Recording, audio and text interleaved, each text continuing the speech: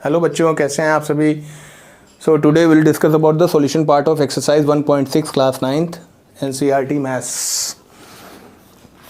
So in this exercise we will use the laws of exponent.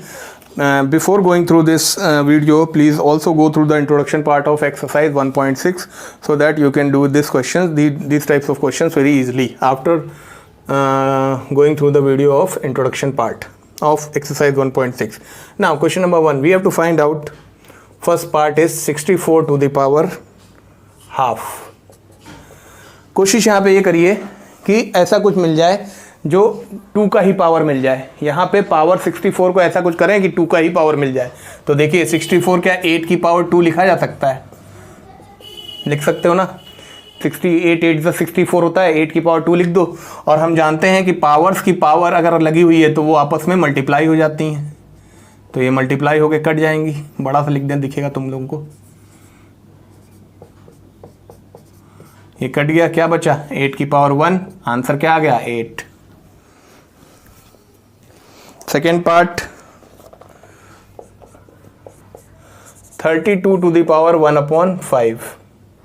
तो देखिए 32 को हम लिख सकते हैं 2 की पावर 5 और ये 1/5 है ही है.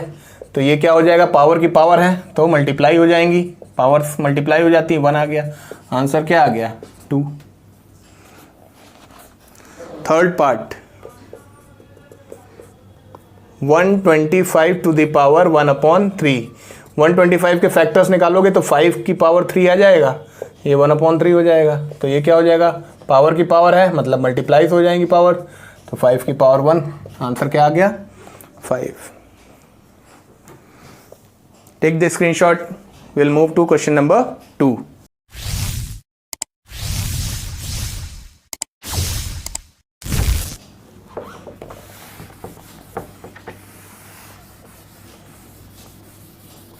In question number 2, there are some different type of questions, but we'll use laws of exponents in each of these questions. 9 whole 3/2. अच्छा, हमें ऊपर वाले से छोड़ दो, 3 को छोड़ दो. 9 whole 3/2 ये आ रहा है 9 टू द पावर 3/2 आ रहा है. ऊपर वाले को छोड़ दो, नीचे वाले से मतलब रखो 2. किसी तरीके से पावर किसी की 2 हो सकती है, हाँ हो सकती है. 3 की पावर 2 अगर लिख दे 9 को, 3 3 9 होता है. अब देखो 2 इंटू 3/2 कर देंगे, कैंसिल हो जाएगा. 3 क्यूब आ जाएगा. 3 क्यूब का मतलब क्या होता है 3 इंटू 3 इंटू 3, दैट इज 27. है आसान. Next 32 whole 32 to the power 2/5. 32 को हम कैसे लिख सकते हैं 2 की पावर 5. क्यों, क्योंकि यहाँ भी 5 चाहिए. 2/5 ये हो गया. तो ये क्या होगा, पावर की पावर हो गई. तो 5 इंटू 2/5 ये कैंसिल हो गया. 2 की पावर 2 आ गया. 2 into 2 that is equals to 4. Next 16 whole 16 to the power 3/4. तो नीचे 4 चाहिए, तो ये किसके फॉर्म में आ जाएगा 2 की पावर 4 लिख सकते हैं इसको. 3/4 2 टू द पावर 4 इंटू 3/4. ये पावर की पावर है तो पावर्स मल्टीप्लाई हो जाती हैं. ये क्या आ जाएगा 2 cube that is equal to 2 into 2 into 2 that is equals to 8. Fourth part 125 to the power -1/3.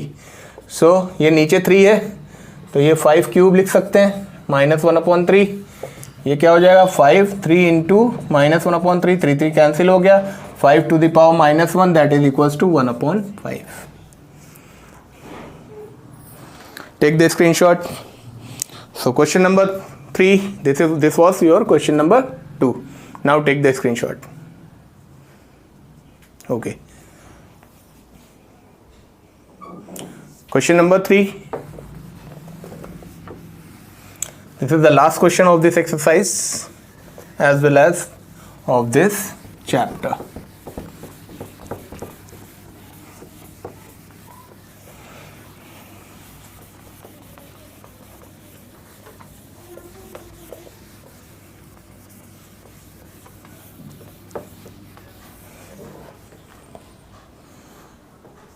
Question number 3.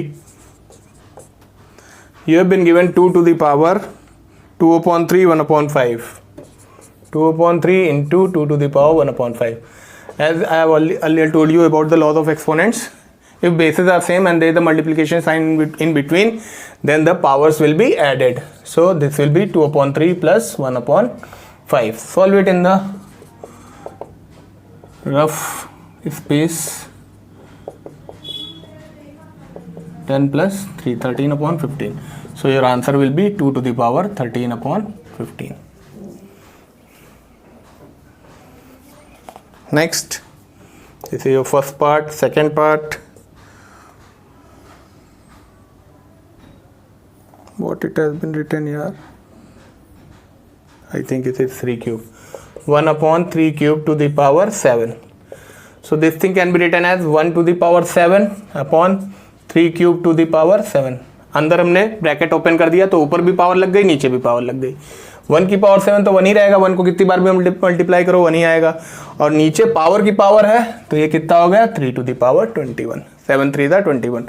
Power to the power मतलब पावर्स मल्टीप्लाई हो जाती हैं. Third part, 11 to the power half upon 11 to the power 1 upon 4.